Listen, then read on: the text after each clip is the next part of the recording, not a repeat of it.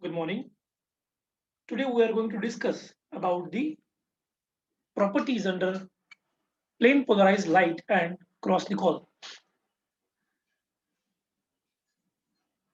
In our last semester, we have studied about the petrological microscope and its function.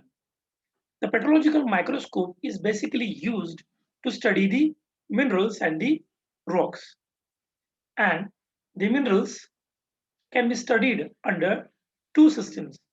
First, under plane polarized light, where the properties are different, and under Cross-Nicoll, where the properties are different. And we have already studied these orientation in our last semester. But let us discuss and revise it for a while. This is the picture of petrological microscope, a standard petrological microscope, where you can see we'll go from bottom to up. There is a source of light bulb, where we have then condenser, polarizer, then we have microscopic stage, then objectives, then polarizer, and then we'll go for the binocular eyepiece. If we want to study it with respect to their functions, you can see in the second picture that the mirror or the light source provides the light, the polarizer polarizes the light, the condenser condenses the light, and through the specimen it goes to objective, which magnifies it. And then if you want to study them in the plane polarized light, then your analyzer should be out. And if you want to study them into Cross-Nicoll, then you have to insert the analyzer in and you will get the respective orientation. And then with the help of eyepiece, you can study your mineral specimen. So basically, on the basis of analyzer's position, you can classify your study under PPL and CXL. If the analyzer is in, then your orientation will be of Cross-Nicoll, because the Nicoll prisms of polarizer and analyzer will be perpendicular to each other. And if the analyzer is out, in that case, your configuration will be in plane polarized light. So let us discuss about the optical properties studied under plane polarized light and Cross-Nicoll. So these are the properties which are studied under plane polarized light, which is also referred as PPL, and Cross-Nicoll, which is also referred as CXL. In PPL, the color of mineral grain, the cleavage of mineral grain, relief of mineral grain, form of mineral grain, pleochroism, and twinkling are studied. Whereas in Cross-Nicoll, isotropism, anisotropism, extinction, extinction angle, twinning, birefringence, and interfacial interference color will be studied.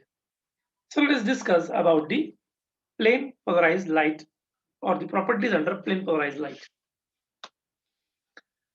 So the first property is the color. So when you will put your mineral slide or the rock slide, first you have to check about the color of the mineral, whether it is pink in color, red in color, yellow, brown, or whatever color it will show, that will be the color of the grain. If you are studying a mineral, then you will get the uniformity in the color. But if you are studying the rocks, then of course, rock is an agglomerate of various minerals. So you will get different kind of colors in different kind of minerals. In the picture you can see here, the uh, overall color of the grain is brownish in nature, whereas few minerals are colorless. Color is not a diagnostic property of a mineral. You can get multi minerals with same color, or even a same mineral with multicolor. The another well-known property in the PPL is cleavage. Cleavage is the plane of easy parting. As we have studied in our physical properties that the mineral easily splits along the plane. And of course, if you study the mineral who is having a specific set of cleavages will definitely be visible in the cross sections. So you can see here in diapside, a two set of cleavages are visible. Okay, if you see it properly, where the grain is named diapside, you can see that the two set of cleavages are visible. They may not be that prominently visible as they are in physical properties, but you can easily assess those cleavages in the thin sections. Now, the third one is the form. So basically, the shape of the grain can be termed as a form. If the shape of the grain is perfectly developed, you can call that form as euhedral. If the shape of the crystal is not at all developed, in that case you can call it as a anhedral. But if the crystal is partly developed and partly not developed, in that case you can call that grain as subhedral. So form is basically classified into three: euhedral, subhedral, and anhedral. The form which you can see in your on your screen is the euhedral form, which is actually a hexagonal form. You can see that the crystal or the grain is fully developed in form of crystal, which is an hexagonal, and you can see that it can be termed as euhedral. But whereas if you see the picture of the cleavage where the diapside is there, this form cannot be classified under euhedral because there is no such a specific shape of the crystal. The fourth one is the relief. Here, it is defined as the boundary of a mineral. Okay, means the appearance of the boundary of a mineral. So if your mineral is not visible or its boundary is not visible, in that case you can call it as a low relief. But if the boundary of your mineral is visible very clearly or it is very dark, in that case you can call that the relief is very high. So relief is nothing but the appearance of the boundary of a mineral. If the boundary is very light in color and cannot be distinguished, in that case you can call it as a low relief. In this picture you can see that quartz has low relief, but whereas on another hand, the garnet has a high relief. And you know why, and you can see why it is so, because the border of the garnet is very dark. The fourth one is the twinkling. What the twinkling is, you know that what the twinkle, how the stars are twinkle. Stars twinkles. They continuously increase and decrease their light intensity.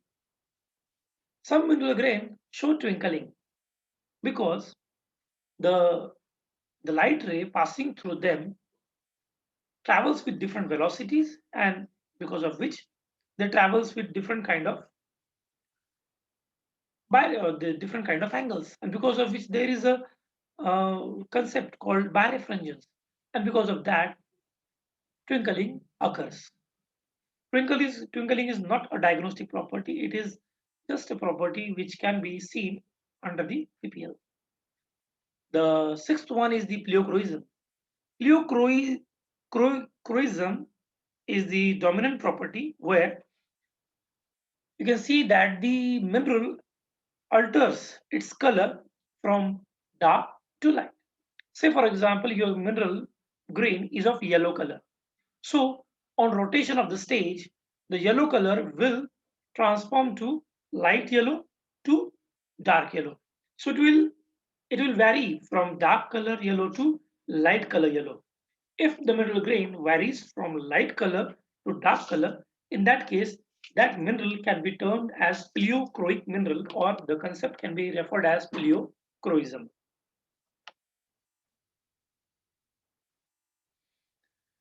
Now let us see the properties under Krasnikov. Now you have inserted the analyzer in. Till the PPL, the analyzer was out. Now you have inserted the analyzer, and the properties will be different. The first property will be the isotropism and anisotropism. So what isotropism and anisotropism is? So if you have inserted your polarizer in, the moment you insert the polarizer in, if your mineral becomes black and it does not get white or does not show any kind of color even after the rotation of the stage, and it remains to be black throughout the rotation, in that case that mineral can be called as isotropic mineral, and the concept is referred as isotropism. The isotropic minerals turn into full black, which itself clarifies that it is an isotropic mineral. The minerals which are crystallized under isometric system are isotropic in nature, whereas those minerals which are crystallized other than isometric crystal system, you can see anisotropism. And what anisotropism is? The mineral won't converts itself into black in nature. Okay, so there you can see different kind of color of that mineral grain. The color could be of interference color, or you can see the extinction, but it will not turn black throughout the 360-degree rotation. So the first thing, what will you do? The first thing will be the classification of your mineral grain into isotropic and anisotropic. Now, if your mineral grain is isotropic, then there is no question of studying the further properties because it has turned into full black. But if your mineral grain is anisotropic in nature, then you have to study the further properties. The next property which will be preferred to study will be extinction and its angle. So what extinction is? On putting the analyzer in, you will see that the grain which shows extinction will develop the alternate bands of white and black. So on appearance of bands with white and black color, the mineral grain can be referred to show extinction. Now, if these bands are parallel to the cleavage of the grain, in that case, you can call it as a straight extinction. But if these extinctions or these bands are angular to the cleavage of the grain, in that case, you can call them as oblique extinction. And if there is a absent or if the cleavages are absent in the grain, in that case, you have to refer them or compare them with your cross wire of the eyepiece. So if the mineral is elongated to certain direction, you have to put that elongation towards parallel to your cross wire, and then you have to see whether the extensions are parallel to your cross wire or they are oblique to your cross wire, or they are parallel to the elongated direction, or they are oblique to the elongated direction. In that case, if they are straight, then you have to call them as straight extension, and if they are oblique, then you can call them as oblique extension. In the picture below, you can see that how the black and white band can be seen in the mineral grains. Few minerals like microcline shows cross hatching, where you can get straight as well as oblique extension simultaneously. In that case, the cross hatching develops. Now, the third well-known property is the interference color. What actually interference color are? See, you know that there is a concept of birefringence. Birefringence means where the right ray is divided into two rays by after polarization. When these two rays interferes with each other, that interference produces interference color. The bifurcation of a light into two is referred as birefringence. So because of that birefringence, the light ray is classified or divided into two rays, which on interference produces interference color. You can see that the table is given where the first order, second order, third order, fourth order, fifth order, and sixth order colors are given. So you have to see that your mineral grain shows which order of color. and accordingly you have to write the interference order. You can see here in this slide, or in the depiction of this slide, few minerals are colored in appearance.